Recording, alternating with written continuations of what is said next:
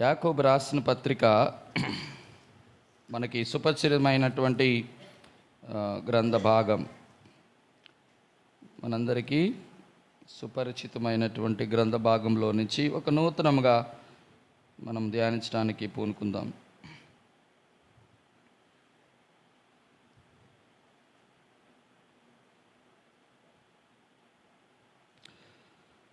ఐదవ అధ్యాయము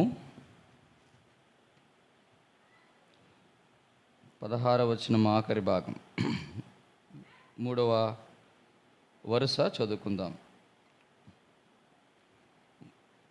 యాకోబు రాసిన పత్రిక 5వ అధ్యాయము 16వ వచనం ఆఖరి వచన భాగాన్ని మనం చదువుకుంటాం. రండి నాతో పాటు.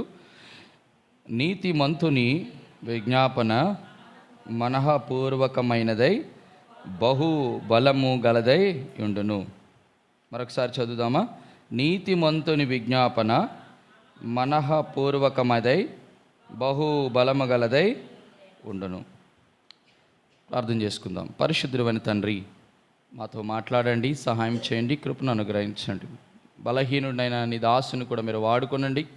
మీ మహిమ కొరకు ప్రభా మాకు మాటలు పంచిపెట్టి సత్యవాక్యమును సరిగా విభజించుటలో కృప అనుగ్రహించి సహాయం చేయమని పరిశుద్ధాత్మదేవ నాయన మీరే ప్రకటించండి, గ్రహింపచేయండి. మీరే మహిమ ఘనత ప్రభావాలు పొందుకోమని యేసు నామమున ప్రార్థించి అడిగి పొందుకొని ఉన్నాము తండ్రి, ఆమేన్. చాలా సార్లు ఇదే వచనం మీద మనము ధ్యానం చేసాము కూడా. అయితే ఒక నూతనముగా దేనిని కూడా మనం ధ్యానం చేయడానికి పరిశుద్ధాత్మ దేవుడు మనకు కృప అనుగ్రహించునుగాక. నీతిమంతుని విజ్ఞాపన మనఃపూర్వకముగై బహుబలము గలదై ఉండును. ఇక్కడ చెప్పబడినటువంటి ఈ మాటని ఒక 3 విషయాలు ఇలా జ్ఞాపకం చేసుకుందాం. మనం ఎరుగుదము, ఒక వ్యక్తి నీతిమంతుడు అంటే తను నీతిమంతుడు స్వనీతితో కాదని, ధర్మశాస్త్ర సంబంధమైన నీతి కాదని, కేవలము దేవుని నీతి మీదే తన నీతిమంతుడిగా మార్చబడ్డాడని మనం ఎరుగుదము. దేవుని నీతి 3 విధాలుగా మనకు బయటపడుతుంది.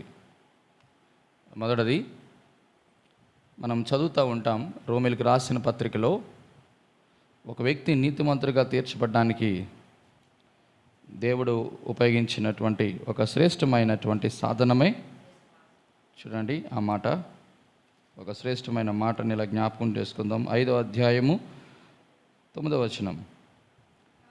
కాబట్టి ఆయన రక్తము వలన ఇప్పుడు నీతిమంతులుగా తీర్చబడి. మొదటిది, నీతిమంతుడు దేవుడు దేని ద్వారా తీర్చినాడంటే ఆయన విలువైన, ప్రశస్తమైన, అమూల్యమైన, పరిశుద్ధమైన రక్తము ద్వారా.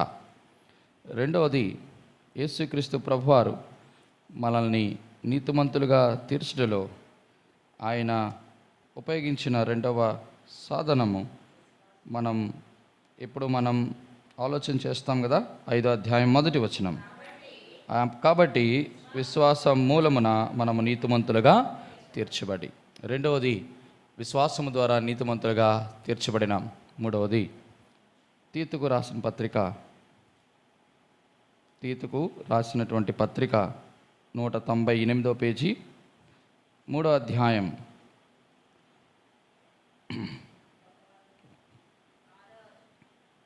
6వ వచనం చదవండి.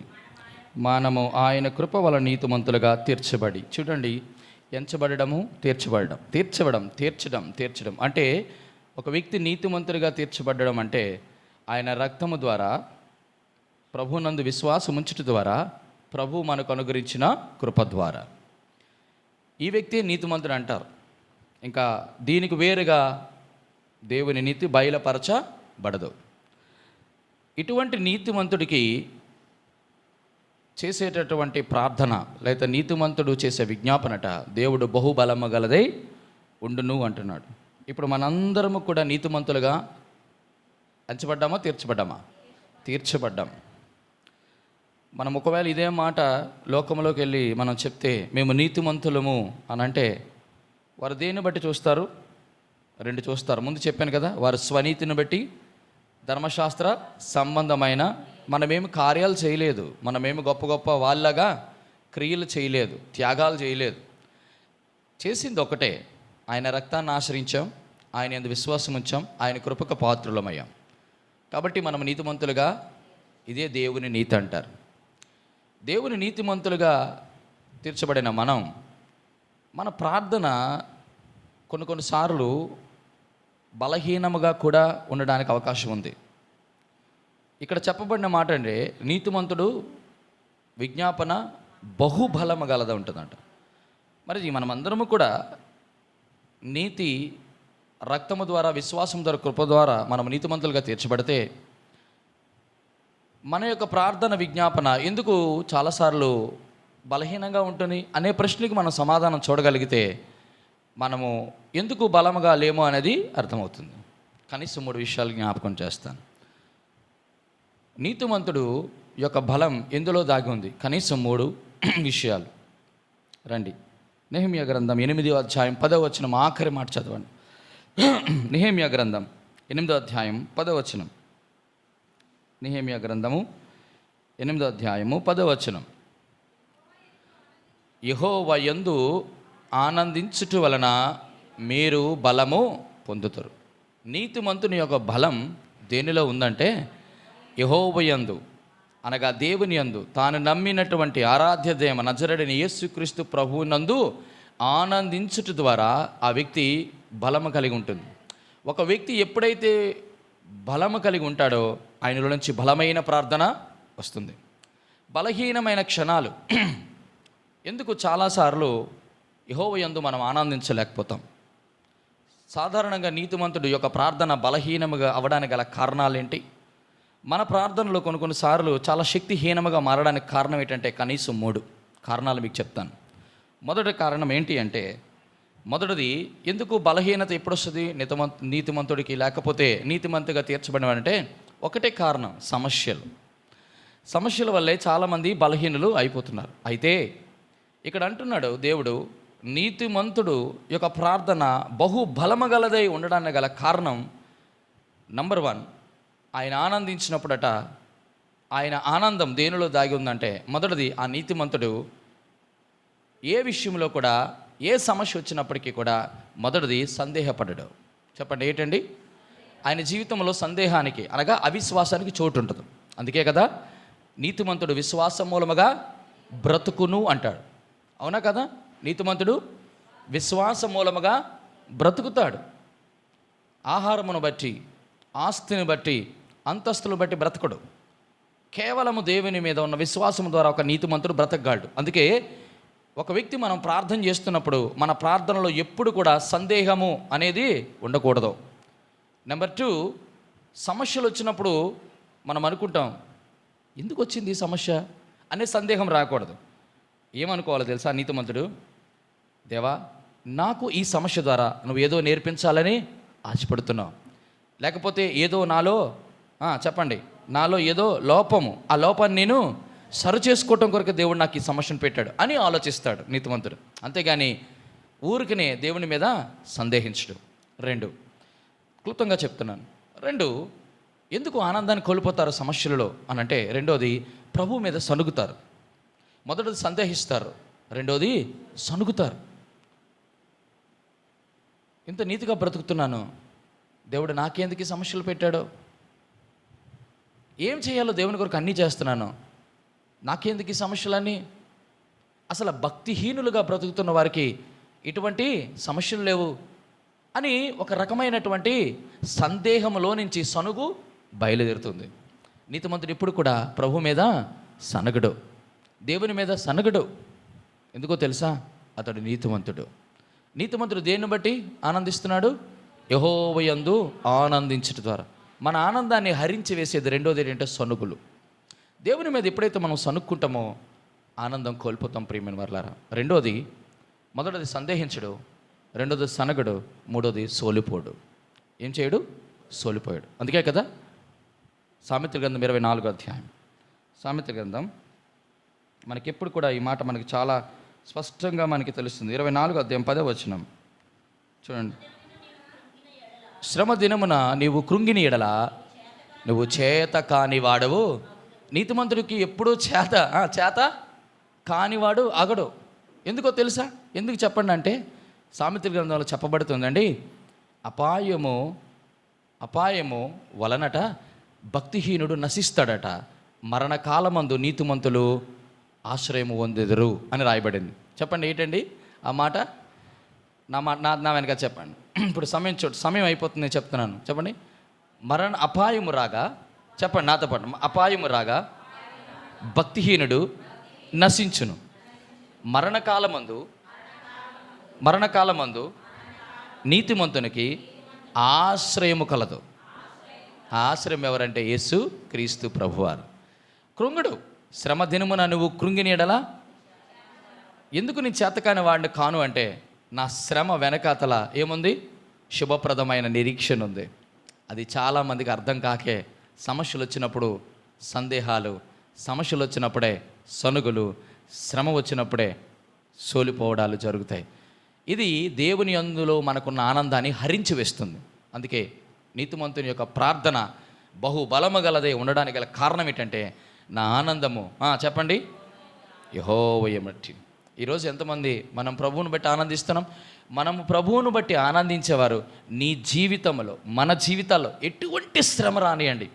మూడు శ్రమలు మనకి ఎప్పుడు భౌతికంగా ఉంటాయి. మొదటి శ్రమ ఏంటి చెప్పండి? ఆర్థిక ఇబ్బందులే. రెండో శ్రమ ఏంటి? అనారోగ్య ఇబ్బందులే. మూడోది ఏంటి చెప్పండి? ఇది రాదు, ఇది ఎవ్వరికి మనకు గుర్తు రాదు. ఎందుకంటే తెలుసా, దాని గురించి మనం ఎక్కువ పట్టం. ఆత్మీయ అది చెప్తారేమో అనుకున్నాను, చెప్పారు. ఆత్మ సంబంధముగా నేను దిగజారిపోయి పాడైపోయి పడిపోతే దాని గురించి కూడా బాధ ఉంది. కాబట్టి ప్రియమైన వాళ్ళ ఈ మూడింటిని బట్టి ఏ ఒక్కరు కూడా మనం ఏమవ్వకూడదు?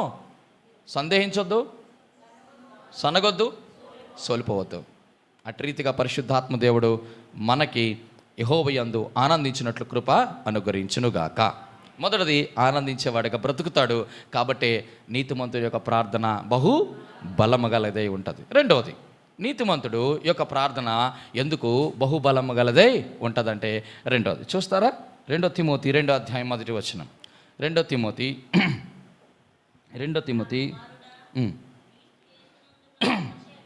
క్రీస్తు యేసునందున కృపచేత బలవంతుడవు కమ్. ఎంత చక్కటి మాట! ఈ మాటని మనం ఇప్పుడు కూడా మనం ధ్యానిస్తూ ఉంటాం. అంటే నీతిమంతుడు మొదటిది ఆనందిస్తాడు, రెండోది ఏంటంటే దేని మీద ఆధారపడతాడు? కృప మీద ఆధారపడతాడు. కృప మీద ఆధారపడేవాడు ఎప్పుడు బలవంతంగా ఉంటాడండి. ప్రియమైన వారలారా, మనం దేని మీద ఆధారపడుతున్నాం? కనీసం 3 మీద ఆధారపడతాం. చెప్పండి. మొదటిది సంపద, రెండోది బలం అనే దానినే సామర్థ్యము అంటాం. అవునా? సంపద మీద ఆధారపడతాం. మీరు కావాలంటే చూడండి, డబ్బులు ఉన్నాయనుకోండి, ఏముంది? అస్సలు మనం దేవుని మీద ఆధారపడం. మీరు కావాలంటే గమనించండి, ఒక 2-3 లక్షలు 5 లక్షలు మన దగ్గర బ్యాంక్ బ్యాలెన్స్ ఉందనుకోండి, చిన్న సమస్య వచ్చింది అనుకోండి, ఏముంది? పర్లేదు, డాక్టర్ ఉన్నాడు, అక్కడితో అది మాట్లాడదాం, లేకపోతే ఇక్కడ ఇద్దాం, మన ప్రాబ్లం సాల్వ్ అవుతుంది అని అనుకుంటాం. కానీ విచిత్రం, ఏమీ లేనివాడు ఏమంటాడు? ప్రభువా, నిస్సందేహముగా ప్రభు మీద ఆధారపడాలంటే మొట్టమొదటి మనకు ధనం ఉండకూడదు. ప్రియమైన వారలా, ధనం ఉండకూడదు, డబ్బులు లేకుండా ఉండకూడదని అర్థం కాదు. మన ఆలోచన ధనం మీద కంటే దేవుని కృప మీద ఉండాలి. అప్పుడే మనం దాని అర్థం అది ఆత్మ సంబంధంగా మనం ఆలోచించాలి. ఆ మధ్యలో ఎవరో పాస్టర్ గారు చెప్పారంట, ఒకవేళ నువ్వు పాపం చేస్తున్నప్పుడు నీ కన్ను నిన్ను అభ్యంతరపరిస్తే నీ కన్ను ఏం చేయాలి? పీకేయాలి. అంటే కొంచెం చిన్నపిల్లలు దేవుని యొక్క వాక్య లోతులు అర్థం కాని వాళ్ళు మిస్అండర్స్టాండింగ్ చేసుకునే విధంగా వాక్యాన్ని ప్రకటించకూడదు, వాళ్ళకి అర్థమయ్యే విధంగా.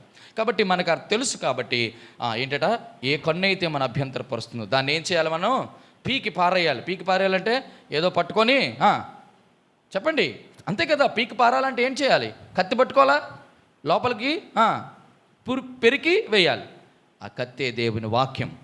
పెరికి వేయాలంటే దేవుని వాక్యం మీద ఆధారపడుతూ దాన్ని బయటికి తీసేయాలి. అంటే వాక్యానికి ఈ కన్నుని ఏం చేయాలా? అప్పగించాలి. అటువంటి వాడే ఆ వాక్యాన్ని నెరవేర్చినట్లు లెక్క. మొదటిది ఆనందించడం చూసాం. రెండోది కృప మీద ఆధారపడ్డాడు. కృప మీద ఆధారపడడానికి 3 కారణాలు ఉంటాయి. నీతిమంతుడు కృప మీద ఆధారపడడానికి 3 ఉంటాయి. ఎందుకయ్యా కృప మీద ఆధారపడాలి అని అంటే, మొదటి మాట మనం ఇట్లా జ్ఞాపకం చేసుకోవచ్చు. ఎప్పుడు కూడా నీతిమంతుడు కృప మీద ఆధారపడడానికి మొదటిది, నీతిమంతుడికి ఎప్పుడు పోరాటాలు ఉంటాయి. రెండోది, నీతిమంతుడు చాలా ప్రయాసపడాల్సి వస్తుంది. మూడోది, నీతిమంతుడికి ఎప్పుడు ప్రార్థన చాలా ప్రాముఖ్యం. 3 విషయాలు చెప్పండి. దానిని ఏమంటామంటే పోరాటం, ప్రయాస, ప్రార్థన. ఈ మూడిటిని మీద మన స్వచిత్తం మీద మనం ఆధారపడి, అనగా సంపద మీద, సామర్థ్యం మీద. మూడోది చెప్పండి దేని మీద పడతాం? మొదటిది సంపద ఆధారం అవుతుంది చాలామంది. రెండోది సామర్థ్యం, తనకున్న బలం మీద ఆధారపడతారు. 3, నేను ఎన్నిసార్లు చెప్తానో తెలీదు, నేను మళ్ళీ రిపీట్ చేయడానికి కారణం ఏంటంటే కనీసం గుర్తుంటుందని. సంపద, సామర్థ్యం, దేని మీద? చాలామంది దీని మీద ఆధారపడతారు, తెలుసా మీకు? సామర్థ్యం వేరే, రెండోది, మూడోది దీనినే ఇంగ్లీష్లో మంచి వర్డ్ ఉంటుంది, దాన్ని అడ్వెంచర్ అంటారు. ఏంటట అడ్వెంచర్ అంటే ఏంటి? మీరు ఇప్పుడు మూవీస్ చూస్తారా? పాతలో చూడలేదు ఏంటి? ఇప్పుడు చూడకపోయినా ఏమో, ఇప్పుడు చూస్తున్నారేమో నాకు తెలియదు. కానీ అడ్వెంచర్ అంటే ఏంటి? సాహసం. వాడు సాహసిస్తాడు. మీరు ఆలోచన చేయండి, మీకు అర్థమైందా? ఉట్టికి ఏగలేని వాడట దేనికి ఏగాడు? సామెతలు మీకేం తెలియవా? ఉట్టికి ఏగలేనిది అయ్యట ఆకాశానికి ఎగుతుందంట. చాలామంది ఇదే పరిస్థితి మనలో. మనం చాలా సాహసం చేస్తాం, దేని ఆధారం చేసుకొని? మన సామర్థ్యాన్ని బట్టి. వాడున్నదేమో 4 అడుగులు హైటు, ఆ చెట్టు ఏమో 6.5 అడుగులు. అక్కడున్న పండును కొయ్యాలనుకుంటుంది. అయితే కనీసం ఆ పండు కింద పడాలంటే ఆడి చేతిలో ఏదైనా సాధనం ఉండాలి. ఎలాగైనా కర్ర లేకుండా నేను ఎగిరి తెంపుతాను అనుకుంటా. ఉన్నదేమో 4 అడుగులు, ఇంకా 2.5 అడుగులు ఎగురుద్దేటది. కాబట్టి ఇప్పుడు అడ్వెంచర్స్ చేయకూడదు. ఇక్కడ దేవాది దేవుడు చెప్తున్న మాట ఏంటంటే, ఒక నీతిమంతుడు యొక్క ప్రార్థన బహుబలము గలదే ఉండడానికి గల కారణం ఏంటంటే, మొదట తనకున్న పోరాటాల మీద, రెండోది ప్రయాసలు, తన ప్రార్థనలు దేవుని కృపను ఆధారం చేసుకొని ఉంటుంది. ఉదాహరణకి ప్రయాస, ఎందుకు కృప మీద ఆధారపడాలి? అందుకే అంటాడు కదా, మొదటి కొరింథీయులు రాసిన పత్రికలో మనం చూస్తూ ఉంటాం ఎప్పుడు కూడా 15:10 అయినను నేను ఏమై ఉన్నాను? దేవుని కృప వలననే అయ్యున్నాను. అనుగ్రహింపబడిన కృప కాలేదు గనుక వారందరికంటే నేను ఎక్కువగా ప్రయాసపడింది నేను కాదు. చూడండి ఎంత చక్కటి మాట చెప్పాడు అపోస్తలుడైన పౌలు. మనం ఏ ప్రయాసపడినప్పుడు కూడా, మనం చెప్తాను కదా, ఏ వ్యక్తి ఈ మాట చెప్పగలంటే సంపదను బట్టి కాదు, తన సామర్థ్యాన్ని బట్టి కాదు, తన సాహసాలను బట్టి కాదు, కేవలం దేవుని కృప మీద ఆధారపడేవాడు. కృప దేవా, నీ కృప లేకపోతే నేను పడలేను, నేను ప్రయాసపడలేను. ఎంత బాగా చదువు ఒక త్రుటిలో మారుకుపోయిందంటే పోయినట్టే. కాబట్టి ప్రియమైన వర్లారా, మన ప్రార్థన బహు బలముగా లేకపోవడానికి కారణం ఏంటంటే, ఈరోజు దేవుడు మాట్లాడుతున్న మాట, దేవుని కృపను మనము వ్యర్థపరచుకోకూడదు, దాన్ని దూరం చేసుకోకూడదు, దాన్ని వ్యర్థపరచుకోకూడదు. కాబట్టి కృప ద్వారానే మనం ప్రయాసపడడానికి ప్రయత్నం చేద్దాం. రెండోది పోరాటం. చెప్పండి, పోరాటం అంటే మనకున్న పోరాటం ఏంటి? మనం పోరాడేది శరీరాలతో కాదు, కానీ శరీరాలు అంటే అర్థం ఏంటంటే రక్త మాంసములు కలిగిన మనుషులతో. మన పోరాటము వారితో కాదు. మనం సాధారణంగా మనం ఏమనుకుంటామంటే మన పోరాటాలన్నీ మనుషులతో అనుకుంటాం. ఆ పోరాటాలు పోవడానికి మనం అవసరం లేదు, దేవుని యొక్క కృప ఆధారం చేసుకోకర్లేదు. చెప్పండి, దేవుని కృప అవసరమా మనుషులతో పోరాడడానికి? కానీ దేవుని కృపని ఆధారం చేసుకునే పోరాటాలు మనకు ఉన్నాయి. చెప్పండి, అదేంటి? మనం పోరాడినది శరీరులతో కాదు, కానీ ప్రధానులతో, అధికారులతో, ప్రస్తుత అంధకార సంబంధులకు లోకనాథులతో, ఆకాశ మండలమందున్న దురాత్ముల. మీరు ఆలోచన చేయండి. ఎవరైనా ఒక్క శరీరి అనగా రక్త మాంసములు కలిగిన వారు ఎవరైనా ఈ ప్రపంచంలో 800 కోట్ల జనాభా ఉన్నారు, ఒక్కరైనా వీరితో పోరాడమని చెప్పండి. పోరాడగలరా లేదా? ఆకాశ మండలం దురాత్మల సమూహంతో పోరాడగలరా? ప్రస్తుత అంధకార సంబంధులకు లోకనాథులతో పోరాడగలరా? ప్రధానులతో, అధికారులతో, ఆకాశ వాయుమండలంలో తిరుగుతున్నటువంటి దూతల సమూహంతో పోరాడగలరా? అటువంటి పోరాటం మనం పోరాటం చేయాలి. మనకున్న పోరాటం అంటే ఆ పోరాటం. కాబట్టి ప్రియమైన వాళ్ళారా, గమనించవలసింది, దేవా నేను పోరాడాల్సిన పోరాటం ఇది కాదు. మనకున్న 3 పోరాటాలు మనకి ఎప్పుడు చెప్తాం. ఏంటి? మొదటిది పాపముతో పోరాటం, లోకముతో పోరాటం, అపవాదితో పోరాటం. అదే పాపం అంటే శరీరం. మన శరీరంతో ఉన్న పోరాటం మీరు ఎప్పుడు చేశారో లేదో నాకు తెలియదు, కానీ నేను ప్రతిరోజు చేస్తూ ఉంటాను. మీరు చేశారా ఎవరైనా పోరాటం? ఏ వ్యక్తికి పోరాటం ఉంటా చెప్పండి? శరీరంతో చెప్పండి. పరిశుద్ధులకే పోరాటం ఉంటుంది. ఏం బ్రదర్, అంతేనా? పరిశుద్ధులకి ఎప్పుడు కూడా పోరాటం. దేనికి? పరిశుద్ధులు దేంతో పోరాడతారు? పాపంతో పోరాటం, శరీర ఇచ్చలతో పోరాటం, శరీర దురాశలతో పోరాటం, శరీర వాంఛలతో పోరాటం. మీకు ఎప్పుడు రాలేదా శరీరం పోరాటం? నేను ఒక మాట చెప్తాను. ఒకవేళ శరీరతో మీరు పోరాటం చేయలేదంటే మీరు పరిశుద్ధులు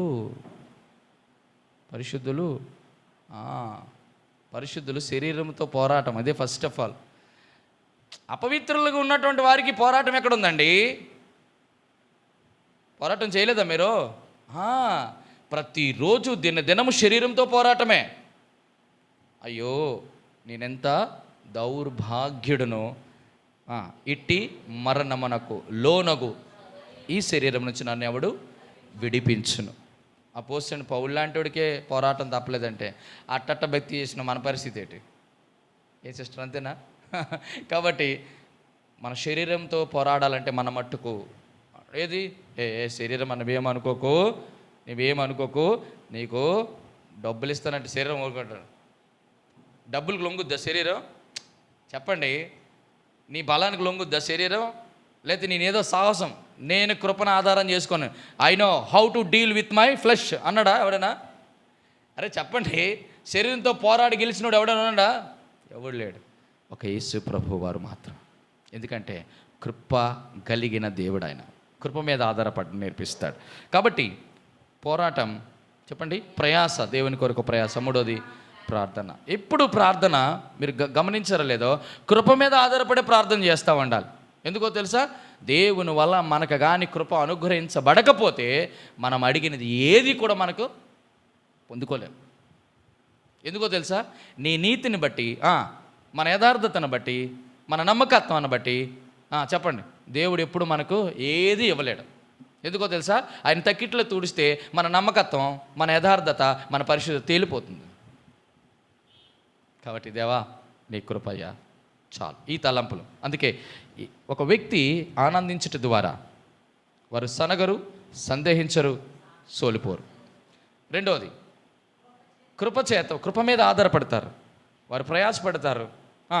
వారి ప్రయాస, వారి యొక్క ప్రార్థన, వారి యొక్క పోరాటం కేవలం దేవుని మీద ఆధారపడుతూ కొనసాగిస్తారు. మూడోది ఆఖరి చూసి మనం ముగిస్తాం. చూడండి, మొదటిది నీతిమంతుడు యెహోవా వలన ఆనందిస్తాడు. యెహోవా మీద ఆనందించడం మాత్రమే కాదు, కానీ దేవుని కృప మీద ఆధారపడతాడు. మూడోది అన్నిటికంటే ప్రాముఖ్యమైనది. చూడండి ఒక మాట జ్ఞాపకం చేస్తాను.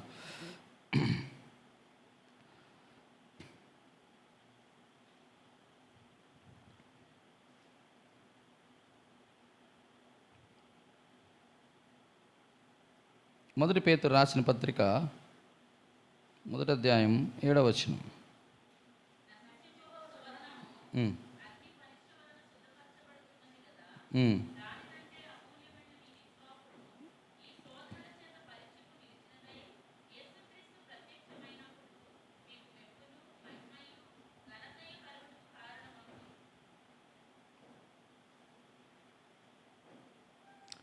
నీతిమంతుడు ఆనందించుట ద్వారా బలము పొందుకుంటాడు.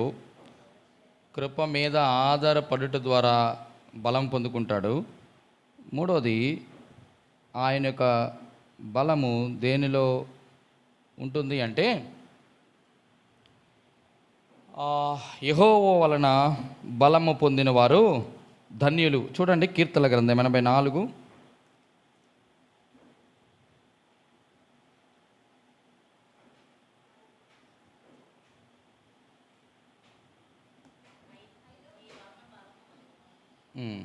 చదవండి అమ్మా.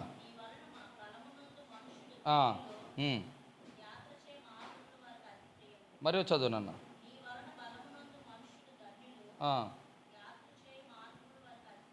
యాత్ర చేయు మార్గములు వారికి అతి ప్రేమలు. మూడవది, యెహోవా యందు వారు బలం పొందుతారట. ఎలా బలం పొందుతారు అని అంటే యెషయా గ్రంథంలో మనం చదువుతాం ఒక మాట. చూడండి, యెహోవా కొరకు ఎదురు చూచు వారు నూతన బలమును, వారు పక్షి రాజు వలె పైకి ఎగురుచు ఉందురు. చూడండి యెషయా గ్రంథం ఎన్నోది ఆ మాట.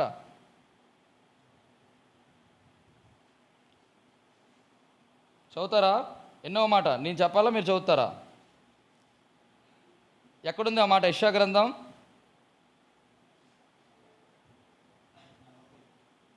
చదవండి బ్రదర్. చదువున్నాను. యెషయా గ్రంథం 40 అధ్యాయం తీయండి. చదివారు అందరూ ఒకసారి ముక్త కంఠంతో చదువుదామా? యెషయా గ్రంథం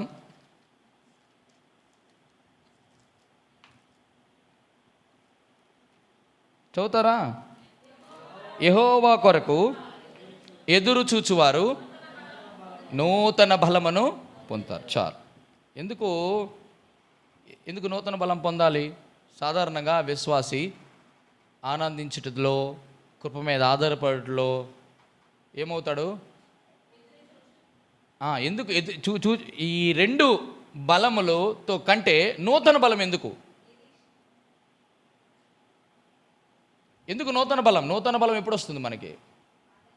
నూతన బలము అని అనటంతోనే ముందున్న బలము లేక పాత బలము ఏటట మీద ఆధారపడ్డు. అంటే దీని అర్థం ఏంటంటే ప్రియమైనలారా, యేసుక్రీస్తు రాకడ కొరకు ఎదురు చూస్తూ ఉంటాడు. అంటే దీన్ని ఏంటి ఒక మాటలో చెప్పాలంటే, మొదటిది యెహోవా యందు ఆనందించుట ద్వారా బలం పొందుతాడు, దేవుని కృప మీద ఆధారపడుట ద్వారా బలం పొందుతాడు. మూడోది, దేవుని రాకడ కొరకు ఆలోచిస్తూ బలం పొందుతాడు. విన్నారు ఈ మాట? 5 నిమిషాలు ఉంది. ఈ మాట నేను చెప్పనివ్వండి. ఇలాగా మన జీవితంలో మనలో బలహీనత, నీతిమంతుని యొక్క బలహీనత ఎక్కడ కనబడుతుందంటే, యెహోవా కొరకు ఎదురు చూడడం మానేస్తారు చాలామంది. అంటే దాని అర్థం ఏంటంటే, యేసు ప్రభు అదే మన అంతిమ గమ్యం. ఇప్పుడు అందరూ లాస్ట్ ఫైనల్ స్టేజ్లో ఉన్నాం. యేసుక్రీస్తు ప్రభు త్వరగా రాబోతున్నాడు. ఇంకా చాలా తక్కువ టైం ఉంది. అయితే 3 విషయాలు ఎవరు ఎదురు చూడగలరు? అందరూ చూడగలుగుతారా?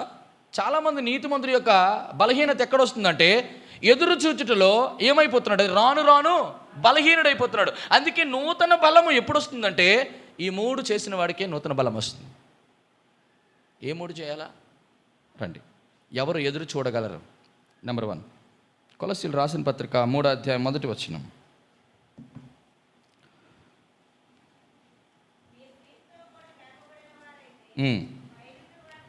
పైనున్న వాటిని వెదుకుడి, అక్కడ క్రీస్తు కుడి పార్శ్వమున కూర్చుని ఉన్నాడు. పైనున్న వాటి మీదనే కానీ భూ సంబంధమైన వాటి మీద మనసు పెట్టకునుకుడి. అంటే దాని అర్థం ఏంటంటే, చాలు బాగా గమనించాల్సిన విషయం ఏంటంటే, మొదటిది పై వాటి మీద మనసు ఉంచుతాడు, భూ సంబంధమైన వాటి మీద మనసు ఉంచుడు. ఆ వ్యక్తి మాత్రమే దేవుని యొక్క రాక కొరకు కనిపెట్టుకొని బ్రతకగలడు. ఆలోచిస్తుంటాడు, నేను బ్రతుకుతున్నంత కాలము కూడా నేను భూ సంబంధమైన వాటి మీద నేను మనసు ఉంచుతున్నానా, లేకపోతే పై ఉన్న వాటి మీదే మనసు ఉంచుతున్నానా? ఇది మొదటి కారణం. మన బలహీనత కారణం ఏంటంటే, మనము మృతి పొందాం యేసుక్రీస్తు ప్రభువారిలో. మనం ఆయనతో పాటు లేపబడ్డాం అనేటువంటి ఎరుక మనకుంటే ఖచ్చితంగా మన జీవితంలో ఎప్పుడు మీరు ఎక్కడ ఉండండి, ఎలాగ ఉండండి, మన ఆలోచన ఎప్పుడు కూడా పై సంబంధమైన వాటి, పైనున్న వాటి కొరకే మనం ఎదురు చూస్తాం. అలాగే ఎవరు ఎదురు చూస్తున్నాడు? అబ్రహాం పునాదులు కలిగిన పట్టణము కొరకు ఎదురు. ఎన్ని ఉన్నాయండి అబ్రహాంకి, ఎన్ని ఉంటాయి. నాకు తెలిసి ఆ రోజులలో ముఖేష్ అంబానీ, బిల్ గేట్స్ అటువంటి వారికంటే అతి గొప్ప సంపన్నుడు అని చెప్పొచ్చు. ధనరాశులు, అటువంటి వాటితో ఆశీర్వాదం నొందినటువంటి వ్యక్తి కూడా తన ఆలోచన అంతా కూడా ఆ పునాదులు కలిగిన పట్టణము కొరకు. అలా ఎలా జీవించాడా అని ఒక్కొక్కసారి మీరేం డౌట్ పడద్దు. మనం త్వరగా యేసుప్రభు రాకడ వస్తుంది. అయితే ఆయన రాక లేకపోతే మన పోక రెండిట్లో ఏదో జరుగుద్ది. ఫస్ట్ అందరూ మీరు గమనిస్తారో లేదో, సకల పరిశుద్ధులందరూ మొట్టమొదటి ఫస్ట్ ఎవరికి చెప్పండి, థ్యాంక్స్ చెప్పాలంటే ఎవరికి చెప్తారు? యేసు ప్రభు తర్వాత ఎవరికి ముందు? అబ్రహాంకే. ఎందుకో తెలుసా, మనం అందరూ కూడా త్రూ అబ్రహాం. అయ్యా అబ్రహమా, నువ్వు ఒక్కడ వల్ల మేమందరూ కూడా. కాబట్టి మొదటిది, నువ్వు నూతన బలం పొందుకోవడానికి మొదటి కారణం ఏంటంటే పైనున్న వాటినే వెతకాలి. పైనున్న వాటి మీద మన మనసు ఉండాలి ప్రియమైన వారలారా. రెండోది చూడండి, నూతన బలం ఎవరు పొందుకోగలరు? రెండోది హెబ్రీ రాసిన పత్రిక 11:13.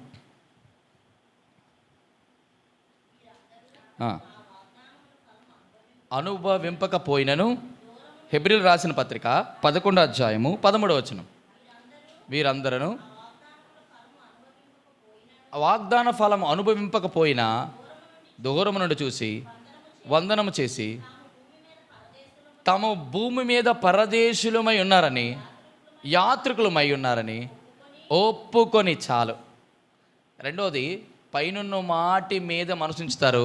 రెండోది, వారి జీవితకాలం బ్రతుకున్నంత కాలం వాళ్ళు మేము పరదేశులము, పరవాసులమని జీవిస్తారు. ఎలాడా? మొదటిది పైనున్న వాటిని వెతుకుతారు. రెండోది పరవాసినని గుర్తిస్తారు. వాళ్ళు ఎప్పుడు నేను ఈ లోకానికి సంబంధించిన వాడిను కాను. మొదటిది వెతుకుతారు, రెండోది బ్రతుకుతారు, మూడోది చూడండి. ఫిలిప్పీలు రాసిన పత్రిక 3:20. ఫిలిప్పీలు రాసిన పత్రిక 3:20. మన పౌరస్థితి, మన గ్రీన్ కార్డు అంతా కూడా ఎక్కడ ఈ ప్రపంచంలో నీకు ఆధార్ కార్డు లేకపోయినా పర్వాలేదు, కానీ పరలోకంలో ఉన్న గ్రీన్ కార్డు మాత్రం నువ్వు కోల్పోకూడదు. ఏమైనా పాస్పోర్ట్లోనే అందరికీ రెడీ చేసుకుని, ఈ మధ్య నేను కూడా రెడీ చేశాను. ఎందుకు పాస్పోర్ట్ రెడీ ఎందుకని అసలైన కార్డు రెడీ అయితే లేదో తెలీదు. ఎంట్రీ అవ్వగానే వేర్ ఈజ్ యువర్ కార్డ్ అంటాడు. ఆగో నా దగ్గర ఆధార్ కార్డు ఉంది, ఇలా తీసుకొచ్చి అగ్గిలు వేసేస్తాడు. పాస్పోర్ట్ పక్క అగ్నిగుండం వేసేస్తాడు. Where is the card? ఇవే కార్డు, నా పౌరస్థితి, మై సిటిజన్షిప్ కార్డ్ ఏది అని అడుగుతాడు. ఇన్ని కార్డులు ఉన్నాయని కానీ ఈ కార్డు నేను ఆలోచించలేదు భూలోకంలో అంటే దేవుడు ఊరుకోడు. ప్రియమైన వాళ్ళరా, మొదటిది పైనున్న వాటిని వెతుకుతాడు, రెండవది పరవాసిగా జీవిస్తాడో లేక బ్రతుకుతాడు, మూడోది పౌరస్థితిని గురించి మాత్రమే ఆలోచిస్తాడు. ఏంటట? తన పౌరస్థితి చెప్పండి, పరలోకం ఉందని ఎప్పుడు కూడా గుర్తిస్తాడు. మొదటిది ఆనందిస్తాడు, చెప్పాలి. మొదటిది ఆనందిస్తాడు, రెండోది ఆధారపడతాడు, మూడోది ఆలోచిస్తాడు. ఏమి మూడు ఆలోచనలు అంటే, మొదటిది పైనున్న వాటిని వెతుకుతాడు, పరవాసిగానే జీవిస్తాడు. మూడోది ఏం చెప్పాను? పౌరస్థితిని గుర్తిస్తాడు. ఎప్పుడు కూడా నా పౌరస్థితి ఇది కాదు, నా కార్డు ఇక్కడ లేదు, నా కార్డు ఎక్కడుంది, నేను ఎక్కడి నుంచి వచ్చాను అక్కడికి నేను వెళ్ళిపోవాలి, ఒక రోజు ఉంది. అటువంటి వారి ప్రార్థన మాత్రమే బహుబలము గలదై ఉంటుందట. మన ప్రార్థనలో ఎందుకు బలహీనత అంటే ఈ మూడు మనం చేయడం చేత కావడం లేదేమో. ప్రభు ద్వారా అడుగుదాం, దేవా మొట్టమొదట నీ యందు ఆనందించడం నాకు నేర్పించాయా. అనేక సార్లు నేను సందేహించాను, సనిగినాను, సోలిపోయాను అనేకమైన సమస్యల వలన. రెండోది, దేవా నీ మీద, నీ కృప మీద నేను ఆధారపడడానికి కృప అనుగ్రహించండి. చాలాసార్లు నాకున్న సంపద మీద, నాకున్న సామర్థ్యం మీద, నాకున్న సాహసం మీద నేను ఆధారపడుతూ వచ్చాను. నా సాహసం, నా సంపద, నా యొక్క సామర్థ్యం ఏది కూడా చెప్పండి పోరాటానికి పనికిరాలేదు, ప్రయాసపడడానికి పనికిరాలేదు, ప్రార్థనకి పనికిరాలేదు.